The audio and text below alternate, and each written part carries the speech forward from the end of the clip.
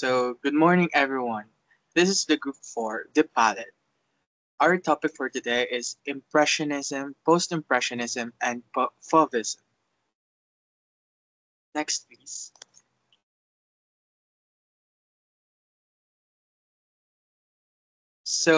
Let us introduce ourselves first. I am Lance Richard Arceballo, And I'm Francis De Labalos. I'm John Kenneth Barcoma. I'm Alia K. Villafuerte. I'm Aliza P. Villanera. I'm Elijah Yabut. and we are your presenter. For Impressionism, let's proceed. For Impressionism is a 19th century art movement originating in France that focused on capturing the fleeting impression of a moment, particularly the effects of natural light and atmosphere through techniques like visible brush strokes, unblended colors, and open compositions. So basically, Impressionism, it is a style or movement in painting that originates in France, specifically in 1860s. It is characterized by concern with depicting the visual impression of the moment, especially in terms of the shifting effect of light and color. Naka-focus ang Impressionism sa color and light and being naturalistic.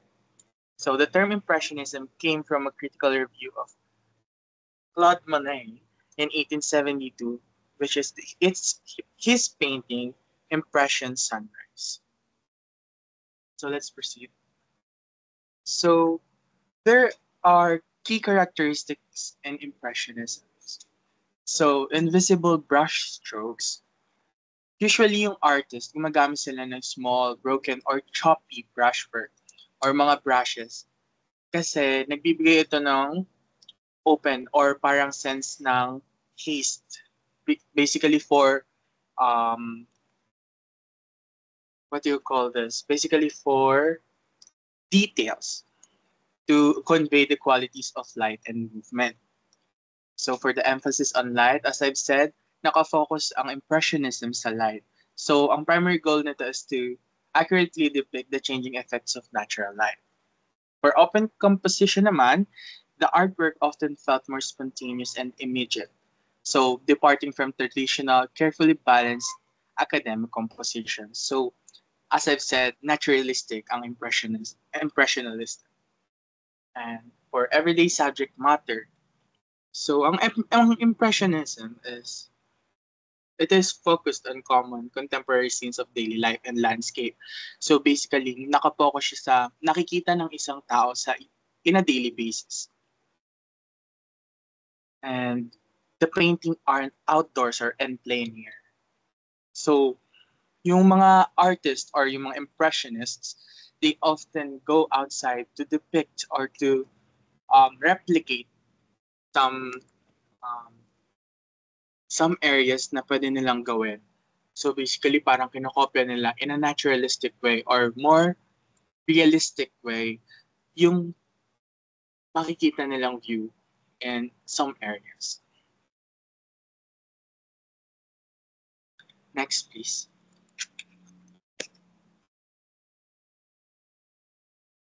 So before we proceed to the Impressionists, I have a trivia for all of you. So, as I've said, the term Impressionism came from a critical review of Claude Monet's in his 1872 painting, Impression Sunrise.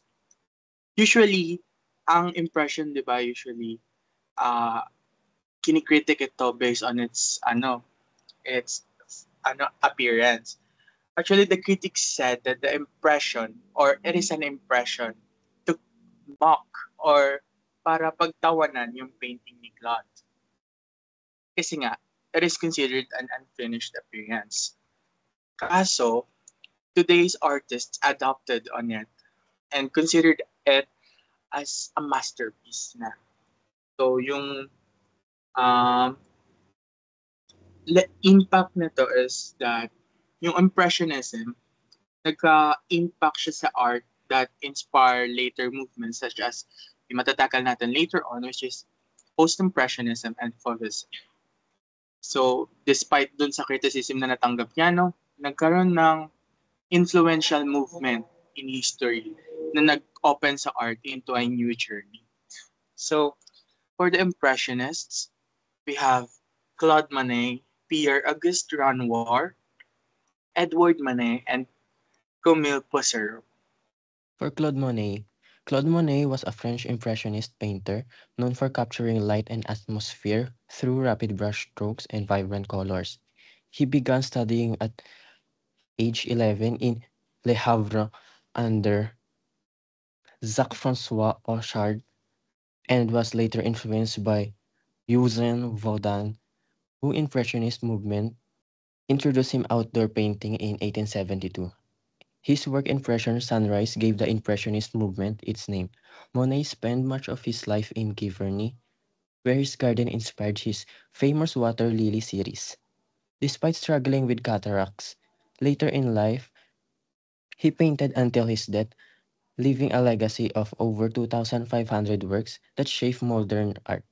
He, ha- he has artworks including the view of Rolla Le Havre, which is near in his hometown, and The Woman with a Parasol, which is his wife named Camille Monet and his son named Jean. But let's focus on his artwork which applies Impressionism. Next, please. In 1872, Claude Monet painted Impression Sunrise. In his hometown of Le Havre, France, this artwork is a foundation of Impressionist movement. The painting shows the port at dawn, not with precise detail but with a focus on the atmosphere, mist, and changing light of the harbor. He focuses on that kind of art rather than its exact forms.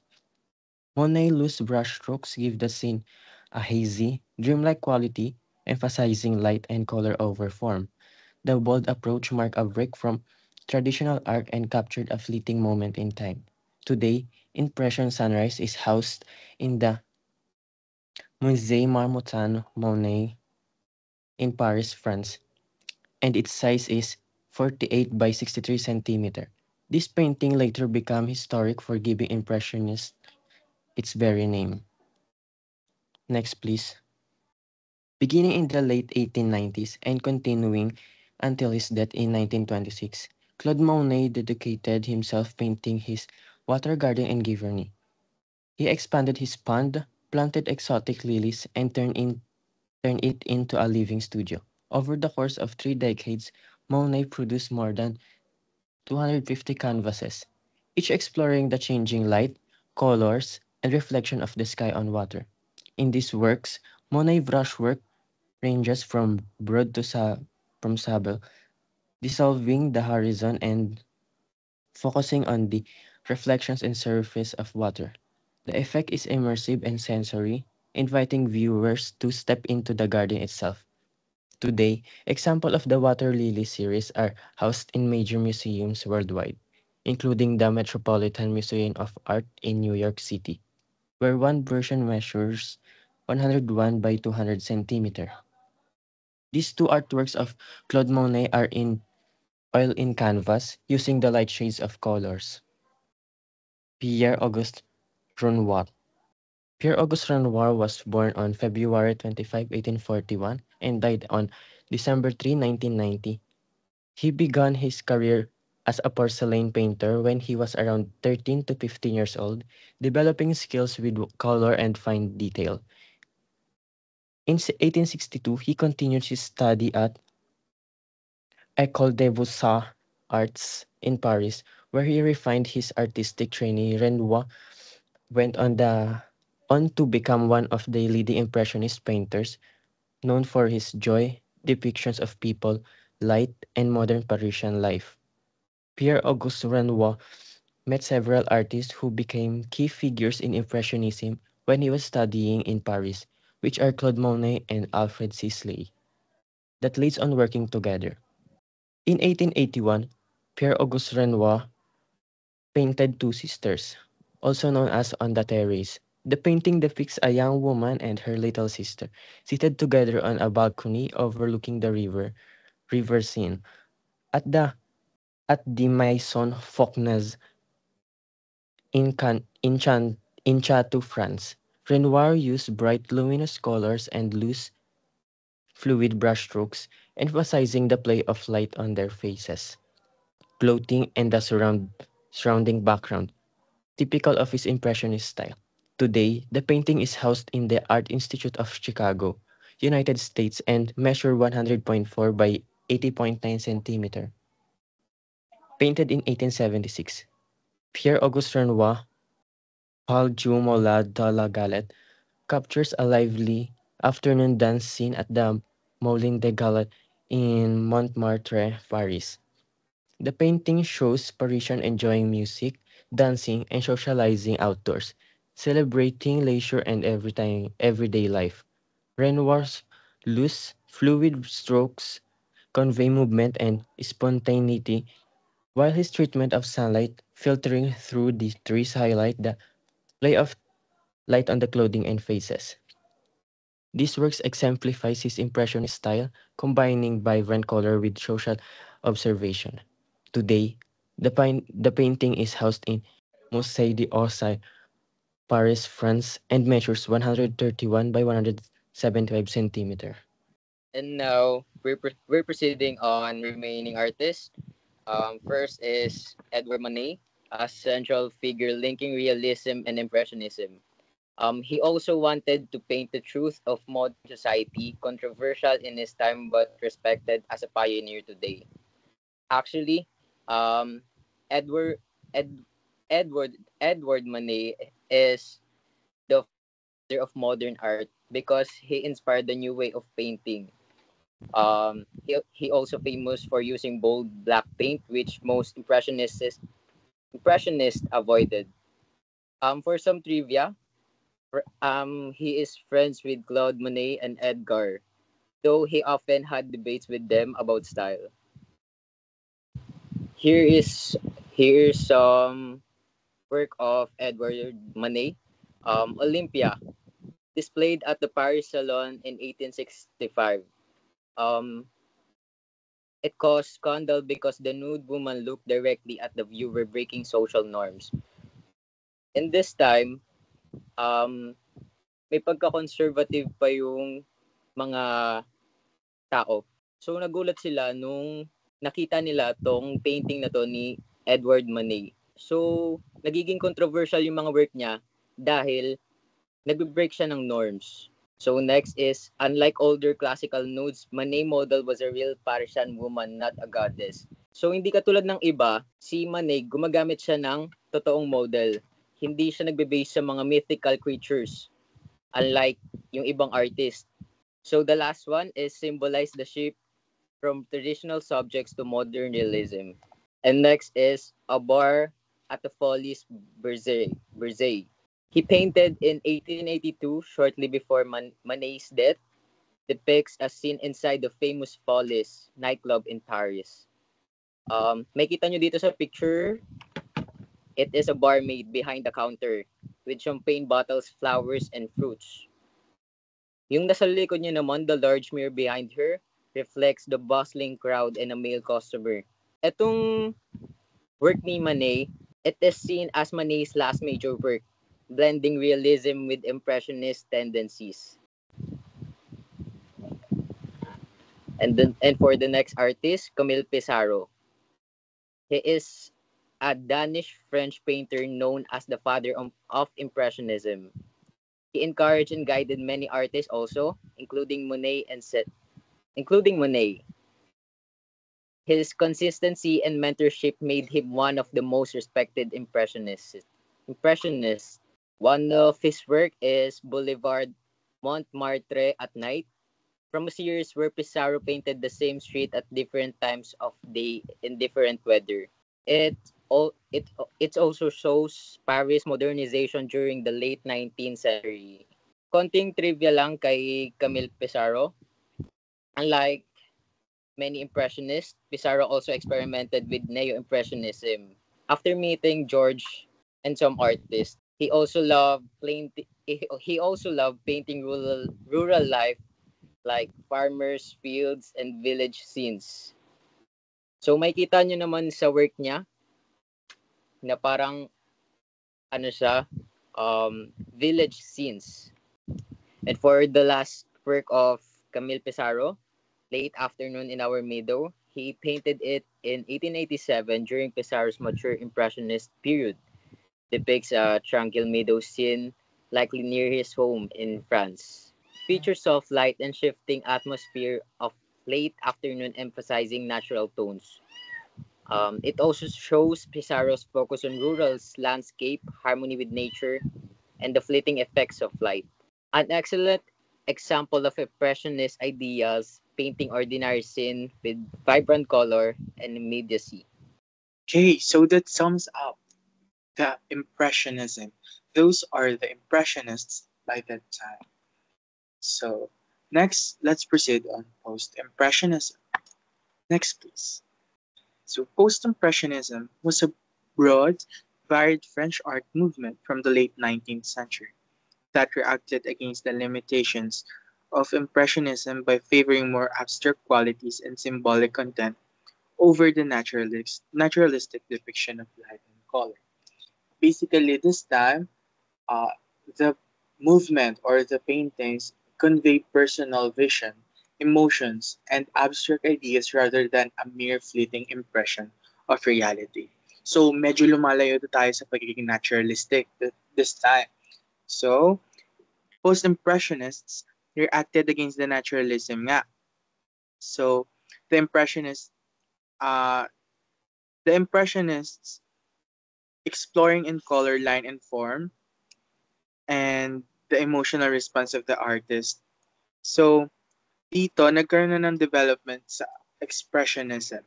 Kasi nade-develop na yung post-impressionism na sa pagiging naturalistic, more on nagbibigay na siya ng expression, emotion, or ideas ng mismong painter or ng post-impressionist. So here are the key characteristics of post-impressionism. So subjective expression.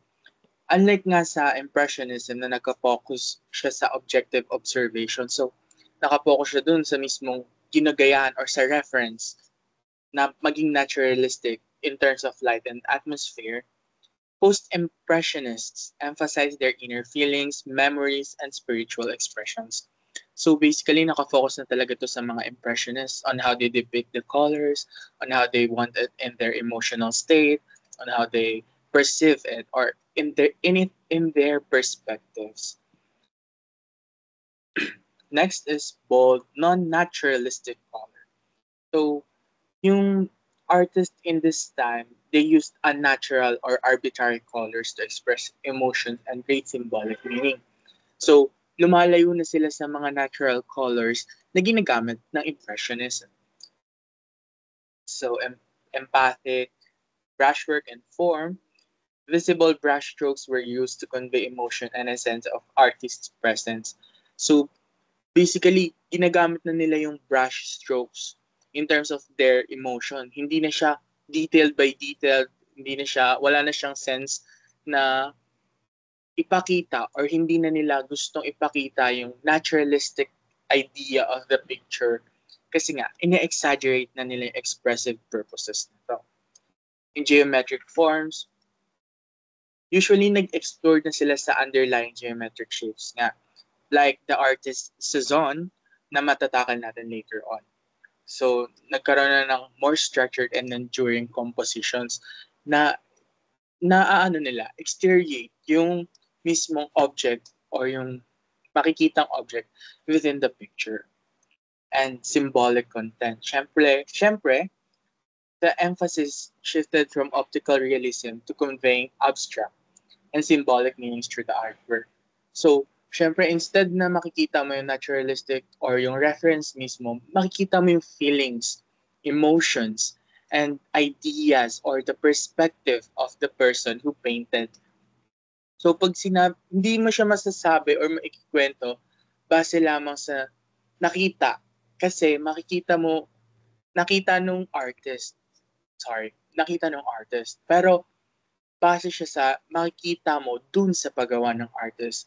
And it's exaggerated brush strokes and yung attention to abstract. Hindi na siya ganun ka-detailed pero merong unity yung mismong picture itself. So, basically, nagkakaroon ng symbolic configuration between the artist as well as the yung mga tumitingin ng art mismo. So, ang focus naman ng post-impressionism is um, hindi na siya nakapokus dun nga sa depiction of life and moment. But, nakapokus siya sa personal expression na ng mismong artist. And in terms of subjectivity and objectivity, since ang impressionism is objective, kung ano yung nakikita mo, yun yung nasa picture. The subjective naman, which is the post-impressionism, yung picture or yung reference is mako-convey dun sa personal feelings or emotions nung mismong painter. Kaya nagkakaroon ng differences between the two, pero nadidepict pa rin nila yung parang same idea, but the other is more exaggerated, more connected to feeling, and conveying more emotions. So parang naka-focus nga siya sa perspectives nung mismong tao na gumawa nun. Next, please.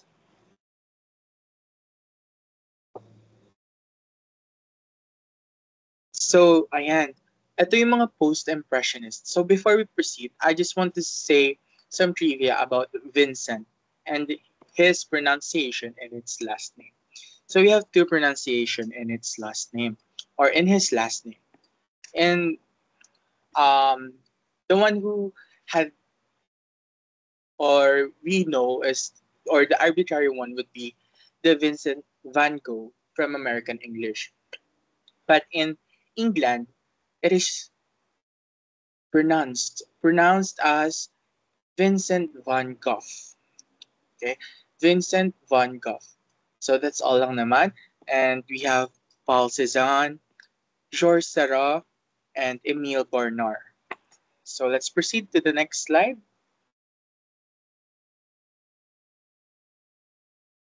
Okay, so for the first post-impressionism artist is Vincent van Gogh. Vincent van Gogh was born on March 30, 1853 in the Netherlands. He grew up in a religious family and at first he didn't even plan to be an artist. So before painting, he worked as an art dealer and even tried being a teacher and a preacher. But eventually, he found his passion in painting. He was super hardworking.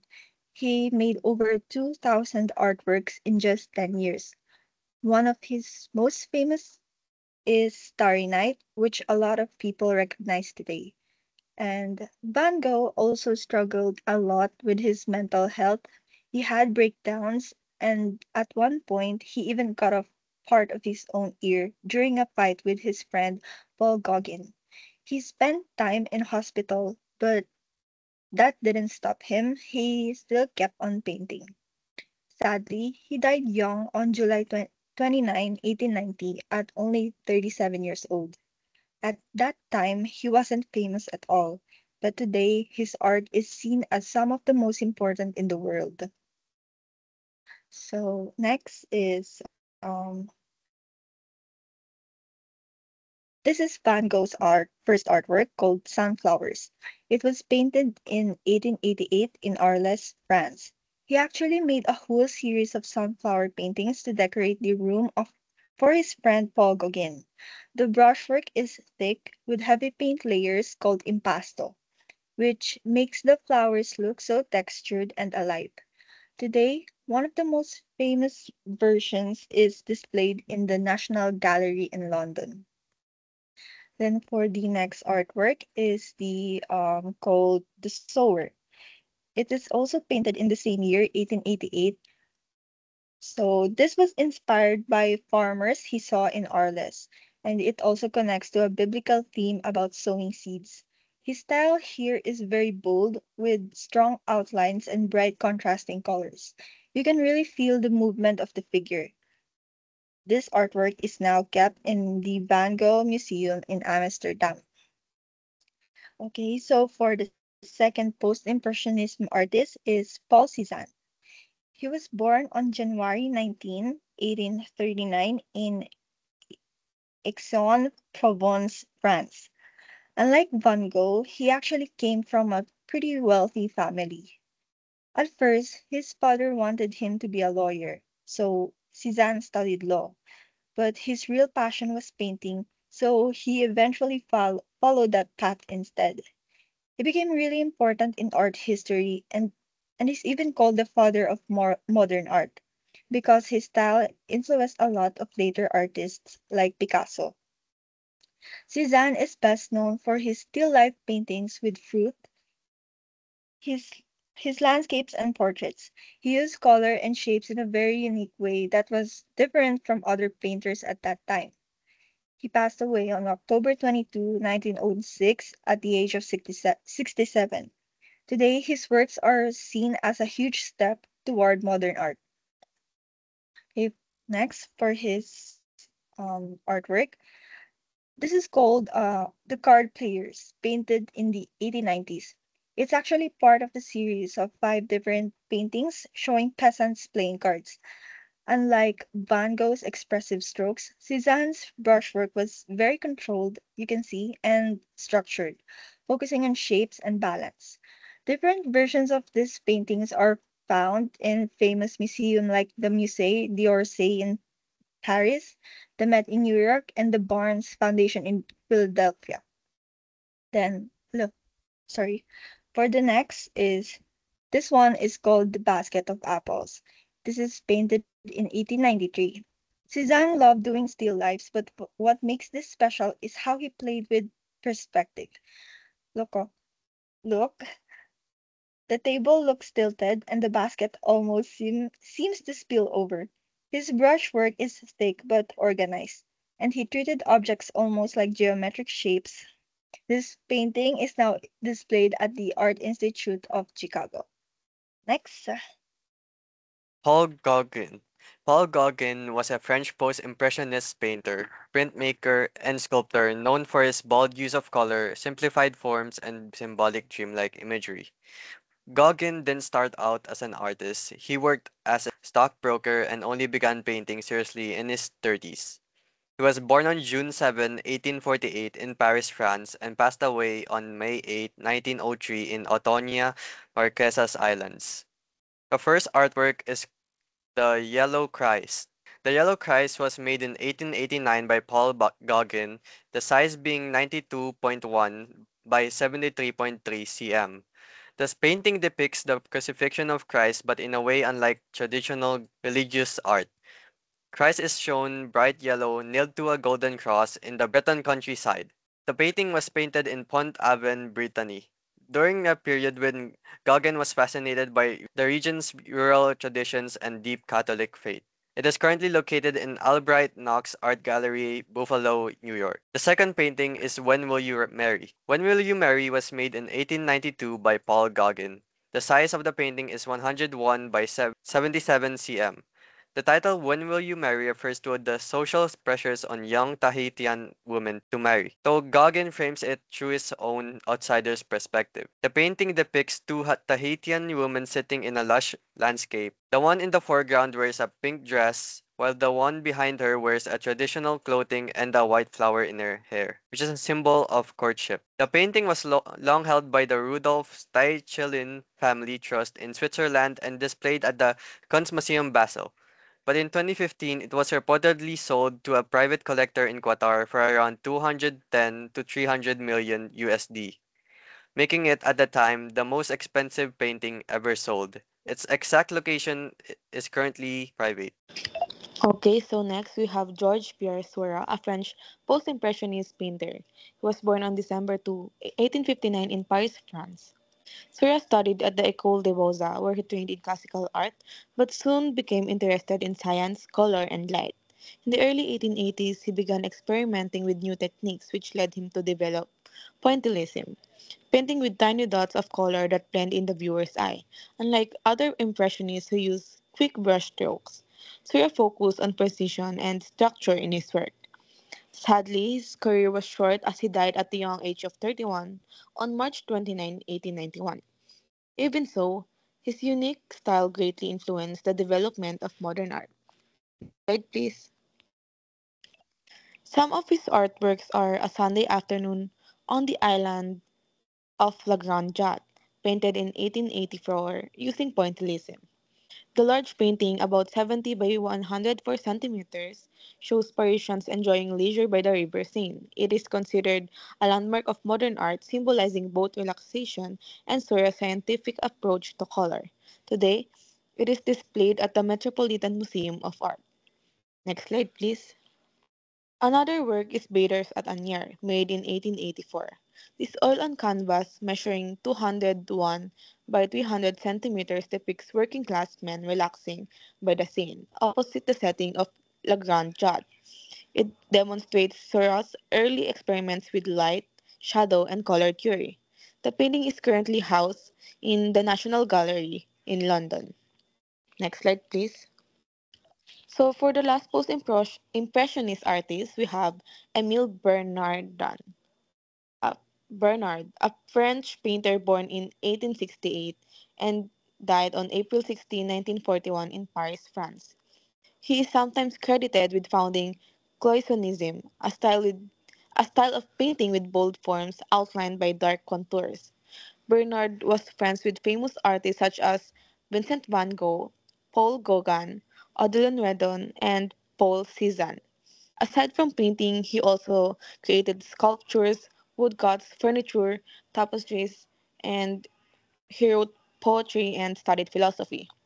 He traveled to Italy in 1894 and lived in Egypt for 10 years before returning to France in 1904. Later, he published letters with Van Gogh, Gauguin, Redon, and Cézanne, which became important for understanding the history of modern art. Next slide, please. Some of Emile Bernard's artwork include self-portrait with portrait of Paul Gauguin, created in 1888. This oil-on-canvas measures about 61 by 45 centimeters. It shows Bernard's self-image beside Gauguin, representing their artistic friendship and exchange of ideas. Today, it is displayed at the Van Gogh Museum in Amsterdam. Next slide. Another important work is Spread on Woman at a Wall, painted in 1892.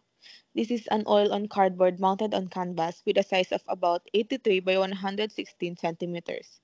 It portrays women in a traditional Breton clothing, emphasizing Bernard's connection to the Pont-Aven school and his travels with Paul Gauguin. This painting is now housed in the Indianapolis Museum of Art. Next slide, please. Okay, so that's the end for our post-impressionism. So now let's proceed on Fauvism. Next slide.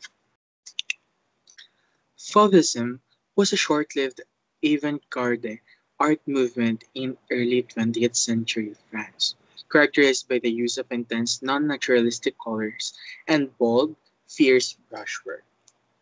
It is usually with vivid expressionistic and unnaturalistic use of color. Although naging short-lived nga siya, it also has an important influence on subsequent artists, especially the German expressionists.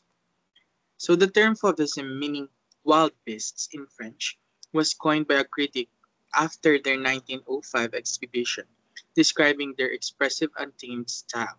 The movement emphasized emotional expression and painterly qualities over realism, laying the groundwork for later abstract art. So basically, na-flourish tong style na to in Paris from 1905. Dito, mas exaggerated compared sa post-impressionism. Mas vibrant yung colors. They use more unnaturalistic colors, more vibrant, and they are more expressive. It is an untamed style, sabi nga, wild beast. So basically, the colors here are so intense that it shapes the art itself in its own style. Next slide, please. So there are four key characteristics for Fauvism. Again, meron din tong characteristic na bold, na naturalistic color, same as post-impressionism.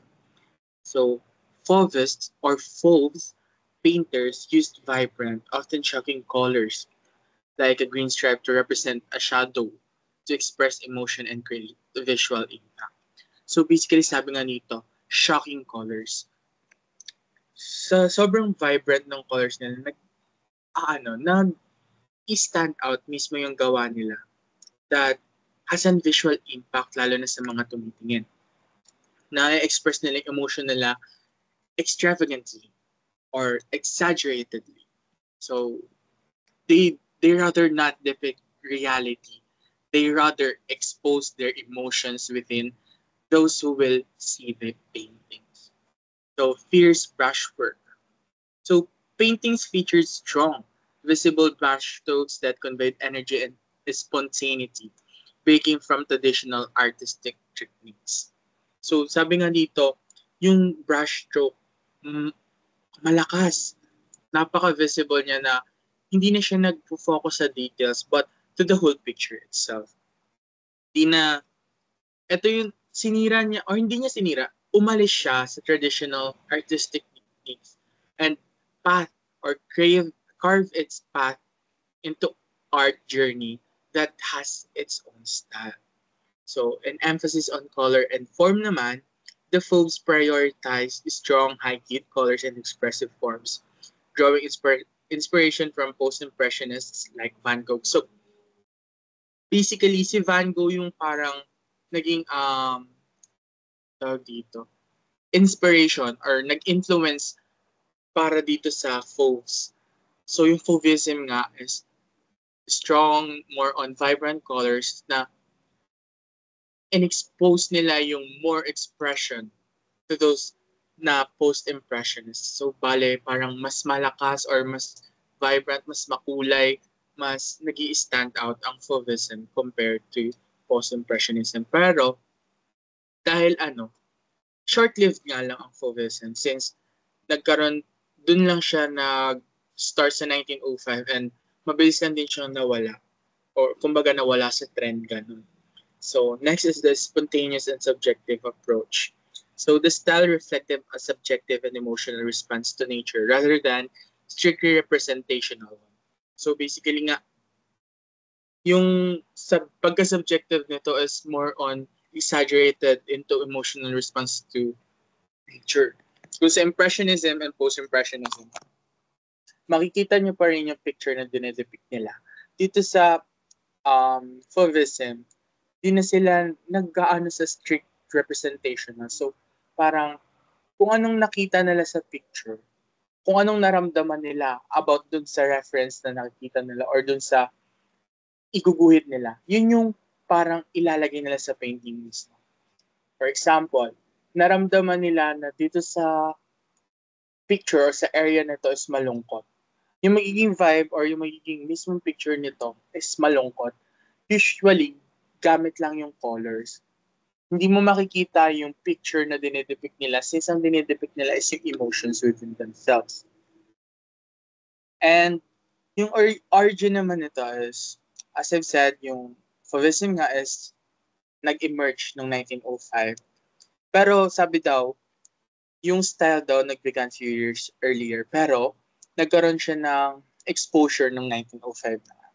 And the leaders na nag-lead netong Fauvism would be the two we will discuss later on, which is Henri Matisse and Andre Dre. And sa legacy, in terms of legacy, it is the pathway for abstract or abstraction. Parang ito yung nag-carve ng way para ma-open yung abstract sa world ng art. So, by prioritizing color and emotional expression over representational art, Fauvism helped pave the way for later movements that explored abstraction.